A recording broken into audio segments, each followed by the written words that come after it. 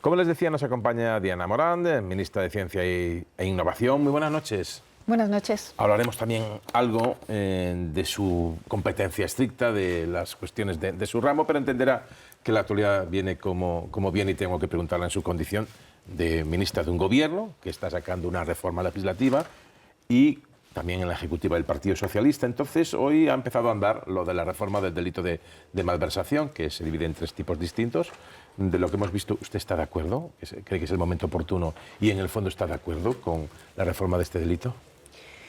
Yo creo que para empezar y poner contexto a lo que está pasando, tendríamos que hacer un poquito de memoria. A veces las cosas, la consecución de los hechos nos hace borrar muy rápido de la memoria cosas que están a la vuelta de la esquina. Y a mí me gustaría que todos recordáramos las imágenes y lo que era noticia hace pocos años, en el 2017, que eran las calles de Barcelona incendiadas además de manera literal. En definitiva, cuando nosotros entramos a gobernar, teníamos también un problema de una situación de enfrentamiento, de crispación en las calles, de enfrentamiento de catalanes entre catalanes, de catalanes con el resto de España, una situación de conflicto territorial que era un problema que nacía de la política pero que había acabado judicializado. Uno de los compromisos del presidente del Gobierno ha sido siempre desjudicializar y devolver a la esfera política aquello que no debía haber salido nunca de la política. En ese sentido, desde el primer momento ha tomado decisiones valientes el presidente del Gobierno, también el Gobierno, y hemos ido dando pasos precisamente en generar ese ambiente de convivencia, de reencuentro. Unos primeros pasos fueron los indultos a los presos del Procés.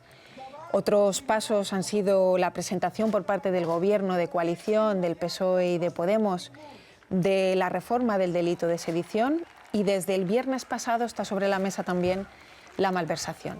A mí me gustaría dejar clara la posición del Gobierno, desde luego la posición del Partido Socialista. ¿Y la suya?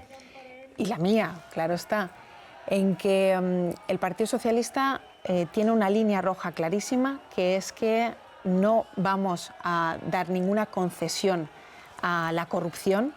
Por tanto, en ningún caso la malversación va a despenalizar la corrupción.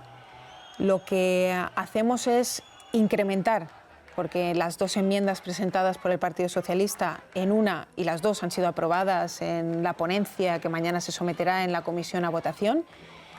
Por una parte, lo que hacemos es añadir una nueva tipificación para el enriquecimiento ilícito, aquellas personas dedicadas a cargo público que aumentan sus ingresos y aumentan su patrimonio más de 250.000 euros, pero que eso no corresponde con sus ingresos oficiales, tal vez con sobres, pero no con los ingresos oficiales.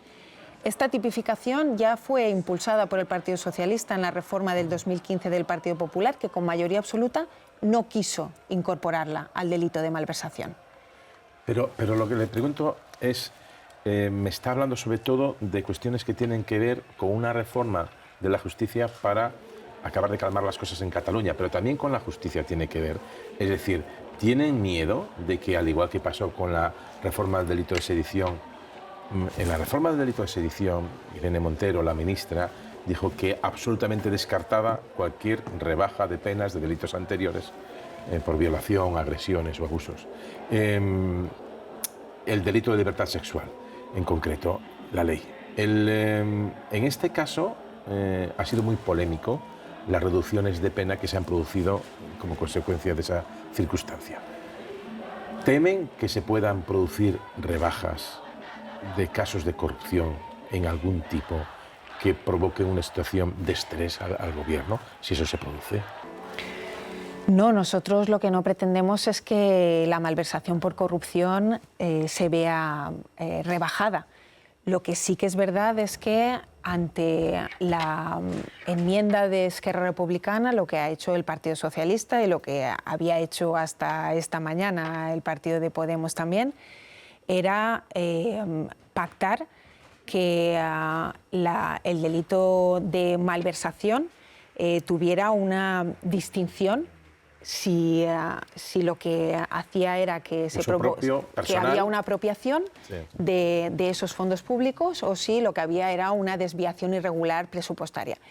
Mire, yo he ocupado otras funciones en la administración pública como responsable política y he visto cómo alcaldes o alcaldesas han tenido que usar partidas presupuestarias que a lo mejor estaban destinadas a hacer un pabellón o a hacer una determinada obra y las han destinado a pagar nóminas. Eso es un uso irregular del presupuesto que efectivamente no queda despenalizado. Lo que pasa es que es diferente y lo que nosotros lo que hacemos es diferenciar el uso, por tanto, de esos fondos públicos. Pero sabe que se las pueden estar jugando. Hemos visto cómo desde el propio Partido Socialista se ha llamado a los varones regionales para explicarles bien ante la posibilidad de que se produjera una reacción ante esta aprobación. Es un tema muy minado, muy delicado. El presidente del Gobierno ayer, precisamente en Cataluña, decía que era consciente del riesgo. Ustedes son conscientes de lo que puede pasar. Es decir, ya hoy ha habido casos de gente que va a ser juzgada o con causas pendientes diciendo, bueno, si hay una revisión y hay casos donde se reduce la pena, yo quiero mi reducción de pena. Le pregunto porque en el caso de la ley de libertad sexual se produjeron reducciones de pena, no muy significativas, pero reducciones de pena, y provocaron una gran alarma y una discusión dentro del Gobierno en el área socialista y en el área de Podemos. Esto va desde, sobre todo, el área socialista, pactada con RC. Aunque en la otra ocasión también se dijo que no se iban a producir rebajas, si ahora se producen rebajas, ¿ustedes lo tienen bien acotado? ¿Creen que puede haber alguna puerta trasera abierta en esta ley? ¿Lo tienen todo bien? ¿No sería mejor esperar un poco más y tenerlo más aquilatado? Desde luego, el Gobierno, siempre que impulsa cualquier medida, lo hace con seguridad jurídica suficiente como para impulsarla. En el caso de la ley de solo sí es sí, como está usted mencionando las dos leyes, es verdad que en la aplicación de las leyes, en definitiva, el Poder Judicial lo que tiene que hacer es interpretar la voluntad del legislador. En este caso, el legislador es primero el Gobierno de España, que es el Poder Ejecutivo que propone la ley. En el segundo caso, el Congreso de los Diputados, la Cámara, que aprueba la ley y, por tanto, es el Poder Legislativo. Y luego los jueces tienen que aplicar lo que el legislador ha querido y la voluntad. La voluntad de la ley del sí es sí es, desde luego, ampliar los derechos y la protección a las víctimas. Pero ya saben lo que ha pasado. Bueno, se han reducido en algunos casos. Si ahora con la corrupción, que es algo tan sensible, se produce algún proceso, episodio de revisión a la baja, les va a costar algunos pelos en la gatera. Yo creo que no es bueno mezclar cosas que no tienen nada que ver y, por tanto, al final es verdad que estamos hablando de leyes y de que se están produciendo muchas reformas legislativas, pero mezclar unas cosas con otras yo creo que puede confundir a la ciudadanía. En el caso de la ley del solo sí es sí, hemos visto lo que considera y cuál es la interpretación de la ley por parte de la Fiscalía, estamos analizando cuál es la interpretación por parte del Tribunal Supremo y lo que tenemos que hacer es, como legisladores, pues intentar ver si hay que hacer alguna modificación técnica para aclarar y que los jueces tengan claro cuál era la voluntad del legislador. No. En todas las leyes, sí, el Poder Legislativo lo que quiere es que quede claro, y en este caso lo que estamos haciendo es aclarar que la malversación es diferente cuando se produce y hay un enriquecimiento y hay una apropiación de esos bienes públicos o cuando no. Esto está ocurriendo ahora mismo en los países de nuestro entorno. Tenemos una legislación que tipifica de manera distinta la malversación en Italia, también la hay en Francia, también la hay en Portugal y, por tanto, también nos estamos homologando a nuestros países vecinos europeos. Pero usted me decía, sobre todo al principio, en su argumentación inicial, ponía el foco en Cataluña. Sí, no nos escondemos. El Partido Socialista ¿No creen que le puedan acusar claro de eso, de haber hecho una ley ad hoc que favorezca más a sus aliados parlamentarios? Que en el debate en el que estamos asistiendo tan polarizado, ese argumento triunfe y tenga peso.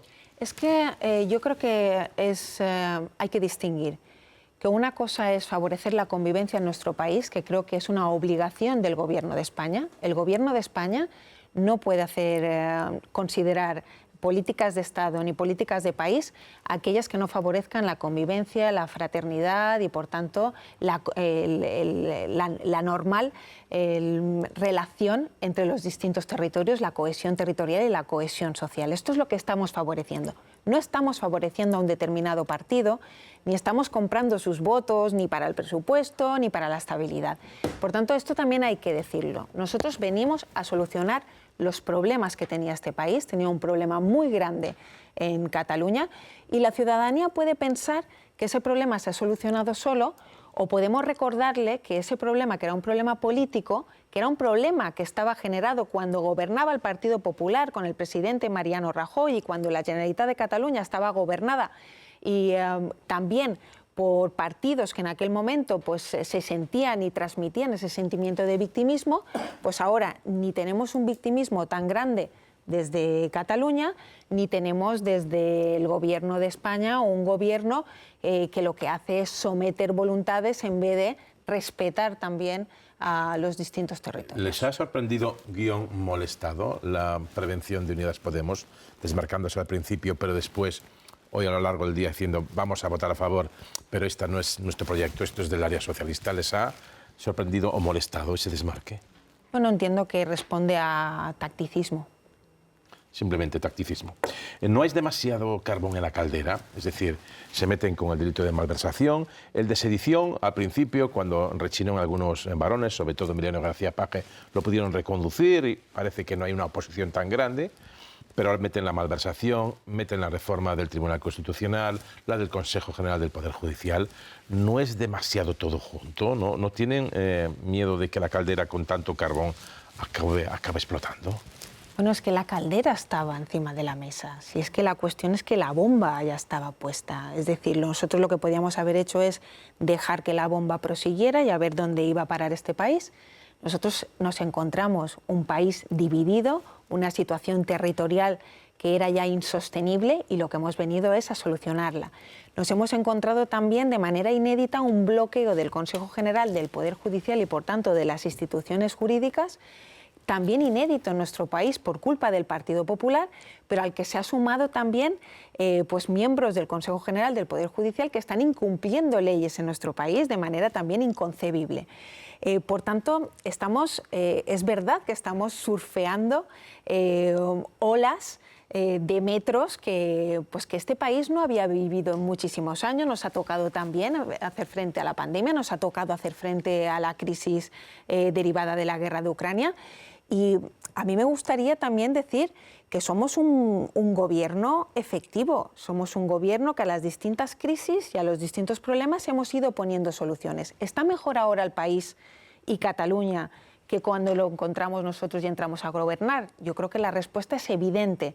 La alternativa es el Partido Popular y, desde luego, también otros partidos en Cataluña que están enrocados seguramente porque les interesaba más aquella situación. Solo le preguntaba, precisamente con el relato cronológico que hace usted, pandemia, guerra, que ya por sí solo esas dos cuestiones fueron lo que fueron, un volcán, la Filomena, para meter la sedición, vale, la reforma del Consejo General del Poder Judicial, vale, porque está bloqueado, pero también la malversación, ¿no era mejor dejarlo un poco más adelante?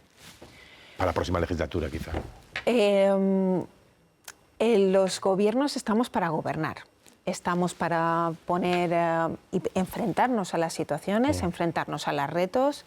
Es verdad que puede ser que sea difícil de transmitir a la ciudadanía cada una de las soluciones, a qué problema corresponde, y es verdad que puede haber un cúmulo y si me permite también, de una deriva, sobre todo de la derecha, de la ultraderecha, que ya han entrado en una hipérbole permanente, que están continuamente enrocados en el insulto, que no proponen alternativas políticas a los problemas de los ciudadanos, sino que directamente lo que proponen cada día es pues que el gobierno salte por los aires. Hombre, les proponen unos proponen la moción de censura, y Vox, y el Partido Popular, y no solo Vox, también Ciudadanos, y alguna exdirigente socialista. Y el PP propone convocatoria de elecciones. Bueno, al PP yo le contestaría lo mismo que le dijo ayer el presidente del Gobierno. ¿Para qué quiere elecciones y luego no va a reconocer el resultado de las elecciones? No lo ha hecho desde el minuto 1 de esta legislatura. En definitiva, el Partido Popular, antes el señor Casado, ahora el señor Feijóo, y a mí me gustaría hablar de la cúpula y de los dirigentes del Partido Popular, porque yo estoy segura que muchos votantes del Partido Popular tampoco se sienten identificados en esta política de tierra quemada. Porque directamente el señor Feijóo lo que hace es no reconocer la soberanía popular representada por el Gobierno de España y por su presidente, ni tampoco la soberanía popular representada por la Cámara y por tanto por el Poder Legislativo, ni tampoco la soberanía del Poder Judicial, ni la respeta como para cumplir con la Constitución y hacer lo que se tiene que hacer, que es renovar el Consejo General del Poder Judicial, como se hace en cada legislatura y que llevan bloqueados 4 años. Por tanto, para mí el señor Feijóo es un antidemócrata, no cree en la democracia, no sé por qué nos convoca a las urnas si después no reconoce el poder y la soberanía que nace de las urnas. Por tanto, es el que menos legitimidad tiene precisamente para hablar de la soberanía. Dicen que ustedes no son, hoy creo mismo, o en las últimas horas, no son un gobierno legítimo, algo que hasta ahora literalmente no había utilizado, aunque sí es lenguaje de Vox. ¿Pero por qué no somos un gobierno legítimo? Dicen que porque no solo no dijeron que no iban a hacer esto, sino que dijeron más bien que iban a hacer lo contrario. ¿El qué? Pues, por ejemplo, la reforma del delito de malversación o la reforma del rito de sedición. Bueno, la reforma del delito de malversación que ha presentado el Partido Socialista ya la presentó el Partido Socialista cuando el Partido Popular reformó el delito de malversación. Parece que solo el Partido Popular, cuando gobierna y además con mayoría absoluta, se pueden aquí cambiar las leyes en este país. Que otra representación soberana del pueblo no es válida para el señor Feijóo y para el Partido Popular del señor Feijóo. Pues a día de hoy hay otra mayoría representada en el Congreso de los Diputados. Veremos qué se vota finalmente, pero hoy la ponencia, desde luego, lo que ha decidido y donde ha llegado el consenso es en no rebajar ninguna penalización de malversación, ninguna, eso es una línea roja, pero sí en distinguir lo que es un enriquecimiento de lo que es un uso irregular de los fondos. Vamos con la justicia. Bloqueado el Tribunal Constitucional desde hace 5 meses, bloqueado desde hace 4 años el Consejo General del Poder Judicial, y el Gobierno explora la posibilidad de hacer un cambio. ¿Esto se va a llevar a cabo sin ningún tipo de problema? ¿Temen que el bloque conservador del Consejo General del Poder Judicial obstaculice de alguna manera y que al final sea el propio Tribunal Constitucional, que tiene mayoría conservadora, el que decida si ustedes pueden hacer ese cambio o no, y que entremos en una situación ya de colapso de la justicia? Creo que el verbo que más ha repetido usted hoy en la entrevista es si tememos, ¿no? Sí. Yo creo que efectivamente el Partido Popular lo que está es en la política del miedo, ¿no? Y lo que quiere es infundir miedo. Y el Partido Socialista, el Gobierno de España, lo que estamos es haciendo frente a la política del miedo y haciendo frente a los distintos problemas que son ajenos al Partido Popular, la pandemia, la guerra, pero también los problemas que nos está generando el Partido Popular para poder gobernar con normalidad este país. Este país necesita estabilidad, necesita normalidad. El Gobierno de España está dando estabilidad. Son los terceros presupuestos que hemos presentado en tiempo y forma, y esta semana lo esperado es que se aprueben definitivamente en el Senado. Estamos ante más de 170 leyes que ha aprobado el Gobierno de España. Hemos aprobado reformas tan importantes como la reforma laboral, la subida del ingreso mínimo vital, del salario mínimo interprofesional, la aprobación del ingreso mínimo vital. Estamos en cifras récord de los últimos 15 años el número de afiliados. Estamos como país que tiene la menor inflación de toda la zona euro. En definitiva, estamos haciendo frente a los distintos problemas que tiene la ciudadanía. Y enfrente tenemos a un Partido Popular que, en vez de arrimar el hombro, que en vez de ayudar, que en vez de votar a favor de todas estas medidas que están ayudando a la ciudadanía, a las familias, a las industrias, a las empresas, están votando a todo en contra y están bloqueando instituciones tan importantes como las instituciones judiciales. Usted mismo estaba diciendo ahora, ¿tienen miedo a que el Tribunal Constitucional falle en contra de lo que está legislando el Gobierno de España y, en definitiva, de lo que está trasladando la soberanía popular a través de su Cámara, que es el Congreso de los Diputados? Pues sí que lo tememos, porque está ocurriendo en otros países, ha ocurrido en Estados Unidos, ha ocurrido que una mayoría conservadora ha tumbado una ley tan importante como la del derecho de interrupción voluntaria del embarazo de las mujeres en Estados Unidos. Y aquí podría ocurrir lo mismo, porque ahora mismo el Tribunal Constitucional no representa a la mayoría social de nuestro país, porque efectivamente no se ha renovado con la soberanía que tiene que ejercer, porque así lo dice la Constitución, para renovar el Consejo General del Poder Judicial y para renovar el Tribunal Constitucional. En definitiva, lo que nosotros queremos es que estos órganos judiciales respondan a la mayoría social que a día de hoy es progresista de nuestro país. Pero ¿y si no lo hacen? ¿Creen que el bloque conservador del Consejo General del Poder Judicial está en rebeldía ahora mismo? Nosotros entendemos que sí que está en rebeldía, porque no está acatando una ley que en septiembre les obligaba a hacer el nombramiento. Y van a sacar esa ley para acabar con esa situación de rebeldía. Y para el bloqueo del Partido Popular con respecto a la renovación del Consejo General del Poder Judicial, ¿se podría, en el mismo sentido que en el Constitucional, retomar esa iniciativa finalmente descartada de bajar el umbral de mayorías para proceder sí o sí a la renovación después de 4 años de bloqueo en el Consejo? Bueno, nosotros lo que aspiramos todavía es a que el Partido Popular reflexione y que saque este país de la anomalía democrática. Y, por tanto, lo que esperamos es que respete el normal funcionamiento de nuestro país, de las instituciones, porque respetar la Constitución, el otro día el señor Feijóo dijo algo que era, bueno, la verdad es que no encuentro adjetivo, porque es, podría decir que es absolutamente antidemocrático, igual que he dicho antes, porque el día en que celebrábamos el Día de la Constitución, llegó a decir que bloquea el cumplimiento de la Constitución y la renovación del Consejo General del Poder Judicial para protegerlo del presidente del gobierno del país. Por tanto, es que ya sin ningún tipo de vergüenza, sin ningún tipo de escrúpulos, reconoce que está bloqueando y que está incumpliendo la Constitución. Realmente el señor Feijóo se le ha caído todas las caretas estas que llevaba de hombre moderado, de hombre de Estado, ha perdido toda legitimidad para gobernar un país porque no cumple con la Constitución, no cree en la soberanía popular, en ninguna de las cámaras representadas, ni en ninguno de los órganos, ni en ninguna de las instituciones, y así lo demuestra.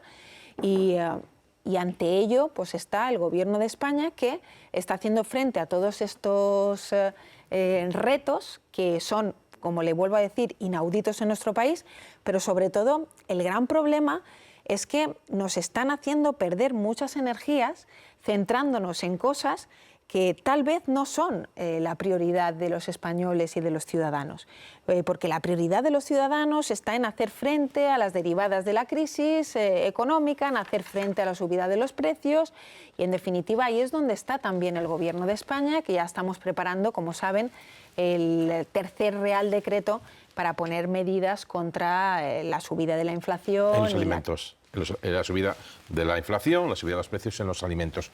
¿Cómo va a ser eso? Cuando fue lo de la energía se utilizó un neologismo que no sé si es muy apropiado, de topar. Es decir, poner un tope, aunque topar entendíamos por otra cosa, topar con la Iglesia, por ejemplo. Con el tema de los alimentos, ¿cómo van a conseguir frenar la escalada de precios? Porque se ha embridado los asuntos de la energía, que parecían desbocados, se han controlado. Como usted dice, tiene ahora España en ese sentido la inflación más baja de Europa, de las más bajas, pero no pasa así en los alimentos. ¿Cuál es el plan de choque del Gobierno para evitar esta escalada de precios en los alimentos? Bueno, nosotros entendemos que con los 2 paquetes que ya hemos aprobado anteriormente, lo que hemos hecho es ayudar a las familias también a hacer frente a la cesta de la compra. ¿Por qué? Pues porque si en una familia hemos aumentado las becas para sus hijos estudiantes, pues tienen más dinero para gastar en la cesta de la compra. Si además hemos hecho gratuito, por ejemplo, el Cercanías o el tren de media distancia, pues tienen más dinero. En definitiva, con la bajada del IVA de la luz, con el tope a la botella de butano, con la bajada del IVA del gas, con todas las medidas ayudábamos a las familias a hacer frente a otros gastos que efectivamente estaban subiendo y que no éramos capaces de topar, ¿no? Ahora mismo hemos visto que estas medidas que hemos ido aplicando no solo han sido efectivas, somos el país europeo con menor inflación, además están siendo copiadas en muchos casos por Europa. Vemos cómo la solución ibérica está siendo planteada para el resto de Europa. Ahora mismo también están discutiendo los distintos ministros de energía ese tope al gas por parte de la Unión Europea y lo que vamos a hacer es evaluar qué medidas tienen que prorrogarse más allá del 31 de diciembre de este año. Por ejemplo, en el nuevo paquete de medidas no estará el tren gratuito porque está en los presupuestos generales del Estado y es una medida que vamos a prolongar todo el año que viene. Pero algunas medidas puede que decaigan frente a otras medidas para seguir ayudando a la ciudadanía a hacer frente a la subida de los precios. Pero no se va a poner un tope a precios de alimentación concretos, básicos. Yo desconozco cómo va a ser la medida, pero desde luego el Gobierno de España está estudiando cómo podría ser. Yo aquí también tengo que recordar que en el precio de los alimentos, al final la cadena alimenticia en el sector de la alimentación, el sector agroalimentario, tiene muchos eslabones. El Gobierno de España ha cambiado también la normativa en los distintos escalones para proteger al productor. Por ejemplo, la ley de cadena alimentaria hace ya imposible producir a pérdidas, que era una cosa que lastraba antes la producción agroalimentaria. También estamos protegiendo al sector agroalimentario con la nueva PAC, también con el proyecto de transformación del sector agroalimentario a través del PERTE y de los fondos europeos. En definitiva, tenemos que estudiar para que el tope o el posible tope que pongamos a la cesta de la compra no esté perjudicando a los sectores productivos que también están siendo afectados por estos precios altos. Dos o tres cuestiones antes de ceder el turno a mis compañeros sobre sus competencias, o por lo menos que están relacionadas directamente ya con su ministerio. La Agencia de Inteligencia Artificial se va para Coruña.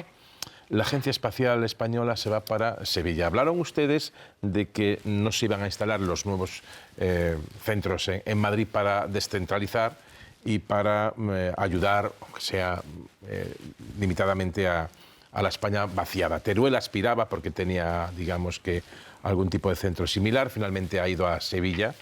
¿Van a compensar a Teruel de alguna manera? ¿Entienden el enfado en Teruel pensando, hombre, si esto para la España vaciada, Sevilla no lo es, nosotros sí lo somos y también tenemos un centro, aunque Sevilla, lógicamente, tiene una infraestructura con Airbus, mucho más? ¿Hay algo pensado para Teruel? ¿Entienden el enfado de una formación que le está apoyando? A mí lo que me gustaría primero que nada aclarar es que el espíritu de la desconcentración y de la política de desconcentración es equilibrar lo desequilibrado históricamente. Antes del presidente Pedro Sánchez nadie se habría planteado dónde iba a abrirse la Agencia Espacial Española o la Agencia Reguladora de la Inteligencia Artificial, porque se habría abierto en Madrid. Por tanto, este debate y esta política es una política que lo que hace es repartir oportunidades en el territorio de España y, por tanto, tenemos a la señora Ayuso muy enfadada, pero la señora Ayuso tiene que comprender que hay más país más allá de la M30 y, por tanto, que tenemos, por justicia democrática, también que favorecer a través de las entidades de la Administración General del Estado, pues que puedan ser motor económico y social de otros territorios. El Gobierno de España también tiene un compromiso con la España vaciada. Tenemos 10.000 millones de euros en una política de precisamente que luche contra la despoblación. Pero precisamente las agencias no venían a cubrir específicamente el criterio de favorecer a la España vaciada. De hecho, hemos sometido las dos agencias, han tenido, por ejemplo, la del espacio, 21 candidaturas de todo el territorio español. Se ha ido a Sevilla porque era la que cumplía unos criterios objetivos, transparentes, que había puesto el Gobierno de España encima de la mesa. Y, por tanto, desde luego, lo que también tengo el compromiso, y lo sabe Teruel, Nosotros tenemos un proyecto muy ambicioso en torno al espacio, que es el PERTE Aeroespacial, que va a repartir 4.500 millones de euros hasta el 2025. Y en ese proyecto no vamos a desperdiciar ni un solo gramo ni de potencial ni de talento que hay en nuestro país. Y una última cuestión por mi parte. Se decía, escribir en España es llorar, investigar en España es llorar o emigrar, y hasta ahora emigran hasta médicos en formación. ¿Se puede hacer algo? ¿Se puede evitar que se vayan nuestros investigadores, que se vayan nuestros médicos en formación al extranjero? Ya se está haciendo algo. A mí me gustaría poner en valor algo que pasa desapercibido, pero que creo que es un cambio de paradigma en nuestro país.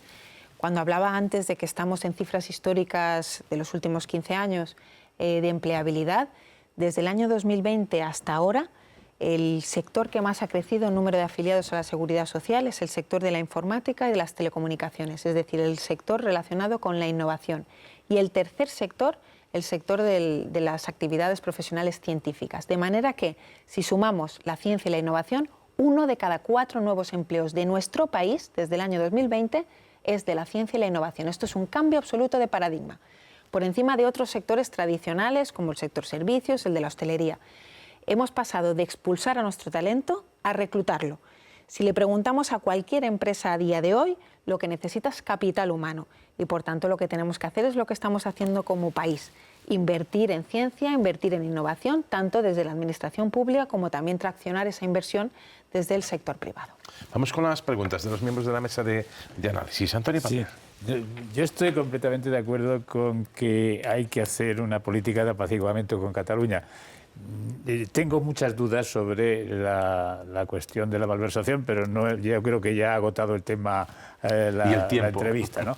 Yo lo que quisiera plantearle es una sensación que creo que está muy extendida, que es que el asunto de la innovación tecnológica en Europa ha decaído. No se habla de innovación tecnológica, hay otras cosas, o sea, hay otros muchísimos problemas que nos atraen la atención, sobre todo pues el cambio climático, en fin, pero de eso no se habla.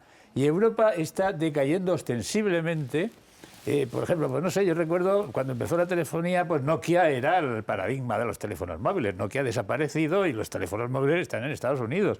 El coche eléctrico, sí, vamos a hacer una cosa en Levante, pero donde está el coche eléctrico es en Estados Unidos. Nokia es el coche eléctrico por antonomasia.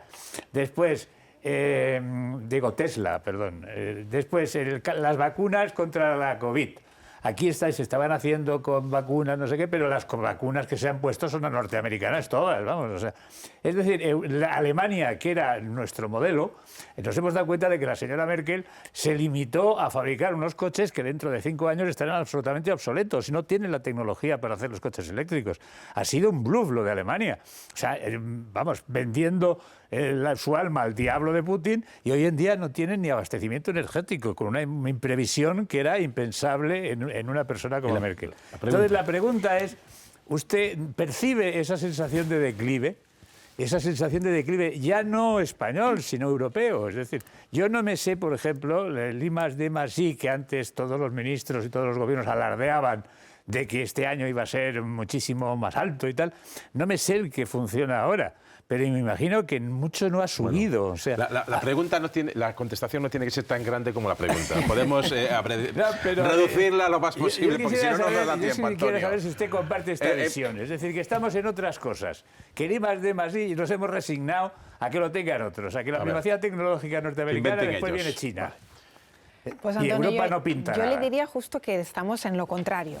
Yo le diría que efectivamente la última década perdimos una batalla muy importante contra Estados Unidos. Europa, quiero recordar que su receta de salida de la crisis financiera era la austeridad y los recortes.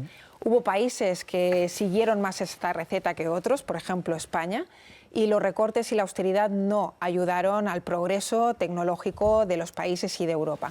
Ahora mismo yo le puedo decir, yo no sé si los anteriores gobiernos alardeaban, pero ahora mismo estamos en el presupuesto más alto del Ministerio de Ciencia de toda su historia. Estamos en el doble del que heredamos por parte del Partido Popular.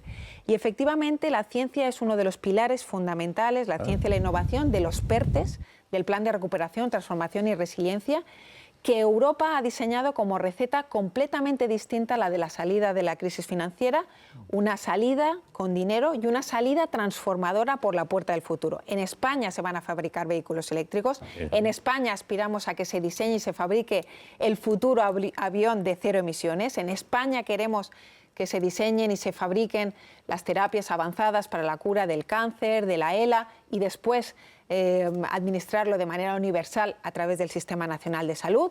En definitiva, es un cambio de paradigma y, por tanto, lo lamento, Antonio, pero estoy en una visión distinta. Cristina Laoz. Buenas noches, ministra. Yo sí voy a volver al tema del delito de malversación porque me genera muchas dudas y muchas incógnitas. Yo quería saber si usted personalmente cree que es más grave el desvío de fondos públicos para el enriquecimiento personal que para poner en jaque al Estado, para intentar subvertir el orden constitucional y, en definitiva, para separar una parte del territorio de España. Bueno, yo le digo que con la ley de malversación que había, se produjo un referéndum, se produjo una declaración unilateral de dependencia, se produjo una fractura total del territorio de Cataluña y, por tanto, que tal vez esas leyes no eran las que iban a impedir y era una reforma que se hizo ad hoc precisamente para impedir lo que no impidió el Partido Popular y, en este caso, el presidente Mariano Rajoy. Nosotros estamos trabajando para coser lo que estaba absolutamente incendiado, que era un territorio en el cual hasta la cuestión afectiva en Cataluña estaba completamente rota entre catalanes.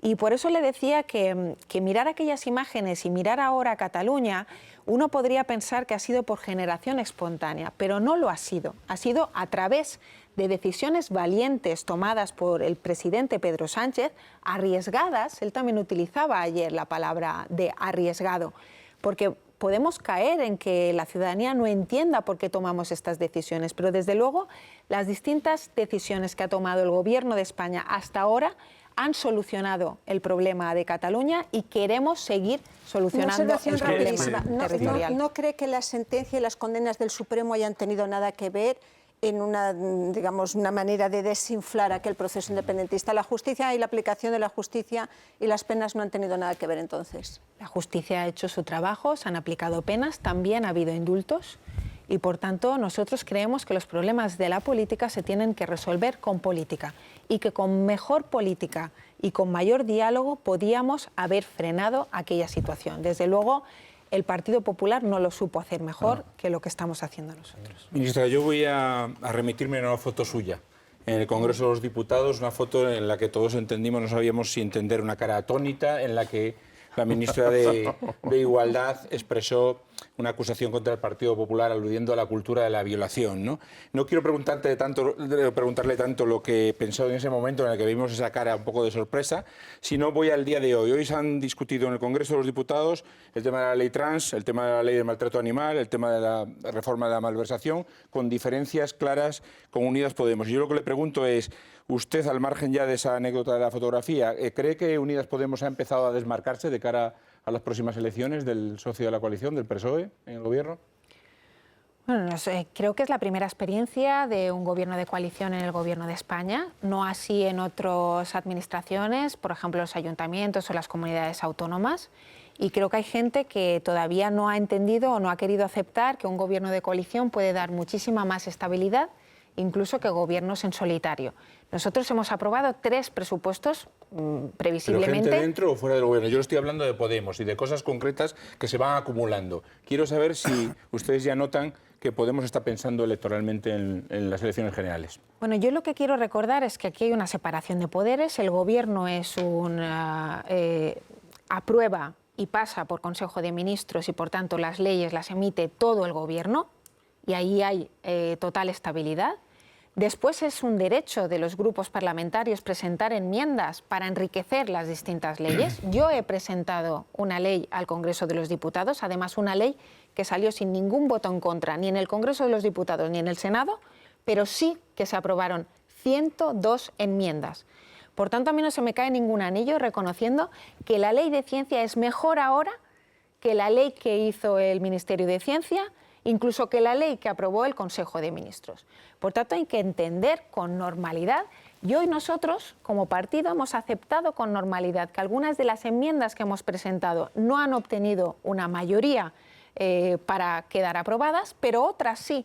Y por tanto, nuestro deber como grupo político también, con representación, y déjeme decirle también, con la mayor representación en la Cámara y en el Congreso de los Diputados, adquirimos compromisos para llevar en distintas leyes pues lo que suscita más controversia, para que se someta a la votación al final de la mayoría de la Cámara. Y se tiene que entender con naturalidad. Somos un gobierno de coalición que yo creo que está presentando una gran estabilidad a la ciudadanía, y por tanto yo entendería dentro de la normalidad democrática este tipo de cuestiones en las leyes. Paloma. Sí, ministra, buenas noches. Las últimas reformas legislativas del Gobierno y en concreto el delito de malversación ha generado inquietud dentro de las filas de su partido, el Partido Socialista. Lo hemos visto en estas últimas semanas, inquietud, malestar, temor, sobre todo por las consecuencias que pudiera tener. Yo le quiero preguntar por el coste electoral. Por el coste electoral, porque ustedes explicaban las decisiones que han tomado para mejorar la situación en Cataluña, pero usted sabe que en mayo hay elecciones autonómicas. Usted es de Gandía, por ejemplo, la Comunidad Valenciana también va a esas elecciones. ¿Temen dentro del Partido Socialista que en otras comunidades autónomas pase factura esta reforma del delito de malversación? Nosotros no estamos en una continua campaña electoral. Al final parece que todos los días, como desayunamos encuestas, parece que estemos sometidos continuamente a la tensión electoral. Nuestra tensión, la del Gobierno de España y desde luego la del Partido Socialista en el Gobierno, es solucionar los problemas de la ciudadanía. Y por tanto, para nosotros, si la solución del problema está en el espacio de la responsabilidad, tenemos que ejercer la responsabilidad como gobierno. Los problemas no se solucionan solos. Y por tanto, esta es nuestra posición, y lo que tenemos que hacer, desde luego, es comunicar lo que estamos haciendo. En el sentido, por ejemplo, de lo que ha ocurrido hoy con el delito de malversación, pues tenemos que repetir hasta la saciedad que nosotros no hemos rebajado en ningún caso ni despenalizado la malversación, sino que justo lo contrario, hemos añadido y hemos tipificado nuevos casos de malversación, que veremos qué hace el Partido Popular con este nuevo caso de malversación por enriquecimiento ilícito, cuando alguien de repente se sorprende que en su cuenta bancaria ha aumentado su patrimonio más de 250.000 euros y eso no corresponde con sus ingresos oficiales. Vamos a ver qué hace el Partido Popular, que ahora es el principal luchador contra la corrupción. Miren, en este país, todo el mundo lo sabe, el Partido Socialista, el gobierno de Pedro Sánchez es una garantía contra la corrupción en este país. Desde luego es nuestra razón de ser como gobierno. El Partido Socialista volvió al gobierno precisamente con una moción de censura contra la corrupción y una moción de censura por la dignidad, y desde luego va nuestra reputación en ello, y por tanto tendremos que repetir tantas veces como haga falta para que la gente sepa que la malversación en nuestro país no se ha despenalizado, sino justo lo contrario. Hemos tipificado nuevos delitos de malversación que el Partido Popular no quiso reconocer en el año 2015. Lo dejamos aquí, pero si puede ser en 30 segundos, porque no quería dejar de preguntarle por esto. Hoy han tumbado una enmienda del Partido Socialista sobre la ley trans. ¿Dan ya por perdida esa batalla? Hoy no hemos conseguido ¿Que prosperase la enmienda? que prosperara una enmienda. Hombre, pero han prosperado muchas otras. Pero esta era para ustedes capital. Yo lo que quiero es volver a situar al Partido Socialista. Por supuesto, nadie pone en duda que el Partido Socialista siempre está en el lugar de ampliar los derechos de los colectivos de nuestro país. Otra cosa es que nosotros tenemos el compromiso también de dar seguridad jurídica, y queríamos trasladar este compromiso como grupo parlamentario en forma de enmiendas en lo que creíamos nosotros que podíamos aportar. No hemos recibido el apoyo en alguna enmienda, pero luego, por ejemplo, estamos muy contentos y muy satisfechos también con que no se haya reconocido el concepto de violencia intergénero. intergénero. También estamos muy contentos con otras enmiendas que hemos presentado para que las administraciones pongan medidas contra el sexilio, que afecta a mucha gente que se tiene que ir de su ciudad o de su pueblo precisamente porque sufre discriminación o violencia por su condición LGTBI. O, por ejemplo, también de integración de las personas mayores LGTBI. ¿Pero el aval en definitiva, judicial para de 12 a 16 años es una batalla que van a dejar ya? Si lo que me pregunta es si vamos Sí. a mantener viva la enmienda, no la vamos a mantener. Pues con eso lo dejamos. Diana Morán, Pero ministra. con absoluta normalidad. Estas Absoluta cosas normalidad. pasan con todas las leyes. Y yo le pregunto con absoluta normalidad y usted, como hemos visto, me ha respondido con absoluta normalidad. Ministra, muchísimas gracias por estar aquí hoy en la noche en 24 horas. Muy buenas noches. A ustedes. Hasta aquí el tiempo para la entrevista. Hoy, como han visto, con Diana Morán, ministra de Ciencia e Innovación, hemos hablado de todo un poco. Enseguida empezamos ya a analizar la actualidad.